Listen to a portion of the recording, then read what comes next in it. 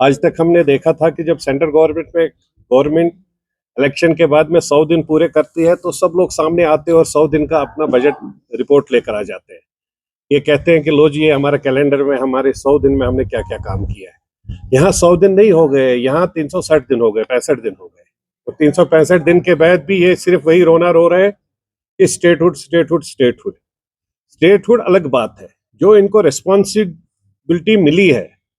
लोग जो कश्मीर के लोग हैं, जम्मू कश्मीर के लोग, उन लोगों ने इनको वोट डाला है, वोट डाल के ऑनरेबल सीएम बना दिया। तो हमें समझ नहीं आ रहा है ये करना क्या चाहते हैं, क्या प्रूव करना चाहते हैं।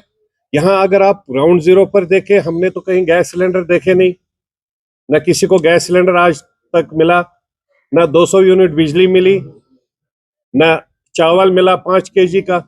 अब उन सबको भी अगर एक साइड में देखें तो जो लीज आउट करते हैं होटल्स, जो इनकी रेस्पॉन्सिबिलिटी है उसको क्लियर करना। आपने देखा होगा, ये कहते हैं कि भाई पहलगाम की बाद में टूरिज्म आया नहीं कश्मीर में।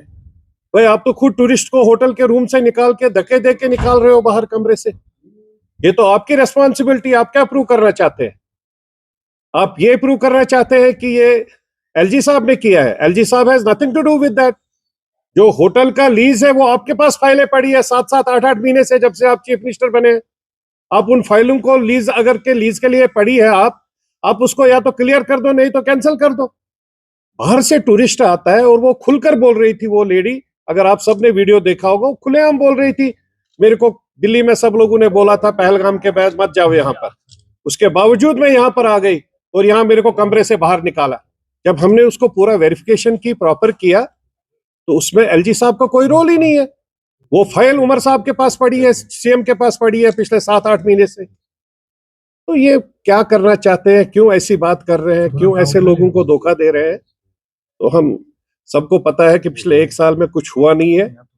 खाली स्टेटहुड से काम नहीं चलेगा। दिल्ली भी यूटी है, वहां पर भी काम हो रहा है। जो आपके मैनिफेस्टो में आपने कमिटमेंट्स की है लोगों के साथ, जिसके नाम पर आपने वोट लिया, आपने लोगों को झूठ बोला 370-35 से। मैंने उस वक्त भी बोला था 370-35 के लिए हमारे को 2/3 मेजॉरिटी चाहिए पार्लियामेंट में। हमारे पास यहाँ पर 4 पार्लियामेंटेरियन है टोटल, करते 1-5 अगर लद्दाख को ऐड करें, लद्दाख को हम साइड में रखते हैं, 4 पार्लियामेंटेरियन। तो 4 पार्लियामेंटेरियन आज तक कभी टेबल बिल की इन्होंने 370-35 की?